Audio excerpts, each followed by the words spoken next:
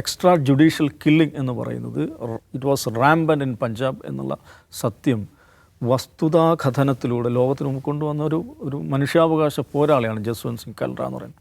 അദ്ദേഹത്തിൻ്റെ കഥയാണ് ഈ സിനിമ. 2097 ഇല്ലീഗൽ ഡെത്ത് അല്ലെങ്കിൽ ഇല്ലീഗൽ ഈ ദഹിപ്പിക്കൽ ചടങ്ങുകൾ, ഇതാണ് ഇദ്ദേഹം ഡോക്യുമെൻ്റ് ചെയ്യുന്നത്. അതിൽ ആളുകൾ ആരാണെന്നതിനെ കുറിച്ച് വന്നു. അത് വലിയ വാർത്തയാവുന്നു, വലിയ വിവാദമാവുന്നു.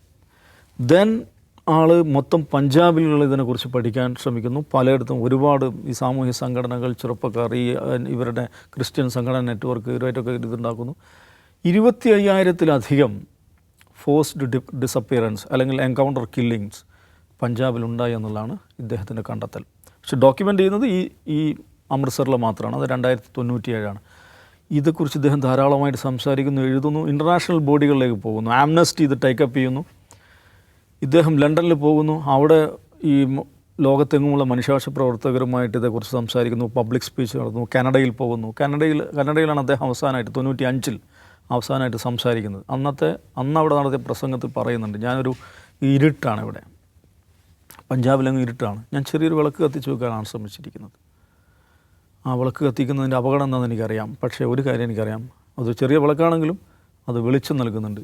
ഇനിയുമേറെ കൊലപാതകങ്ങളിലേക്ക് അത് വെളിച്ചം നൽകും എന്ന് അദ്ദേഹം പറയുന്നുണ്ട്. അവിടുന്ന് അദ്ദേഹത്തോട് പലരും ഉപദേശിക്കുന്നുണ്ട്, ഇന്ത്യയിലേക്ക് തിരിച്ചു പോകരുത്, അപകടത്തിലാവും. പക്ഷേ അദ്ദേഹം പറഞ്ഞു, എനിക്കിത് ഇതുപോലെ മുഴുവൻ മറ്റ് ജില്ലകൾ സംഭവിച്ചത് എന്താണ് എന്നുള്ളത് ഇതേപോലെ ഡോക്യുമെൻ്റ് ചെയ്യണം എന്ന് പറയുന്നു.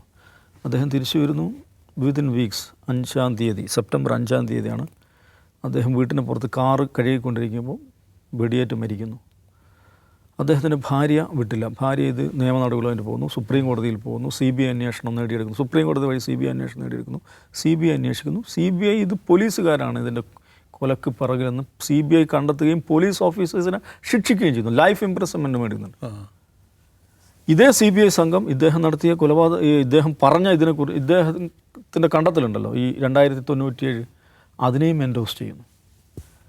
അപ്പോൾ ഈ പറയുന്ന നിയമവിരുദ്ധ കൊല, എക്സ്ട്രാ ജുഡീഷ്യൽ കില്ലിംഗ് എന്ന് പറയുന്നത് ഇറ്റ് വാസ് റാമ്പൻ ഇൻ പഞ്ചാബ് എന്നുള്ള സത്യം വസ്തുതാകഥനത്തിലൂടെ ലോകത്തിന് മുമ്പ് കൊണ്ടുവന്ന ഒരു മനുഷ്യാവകാശ പോരാളിയാണ് ജസ്വന്ത് സിംഗ് കൽറ എന്ന് പറയുന്നത്. അദ്ദേഹത്തിൻ്റെ കഥയാണ് ഈ സിനിമ.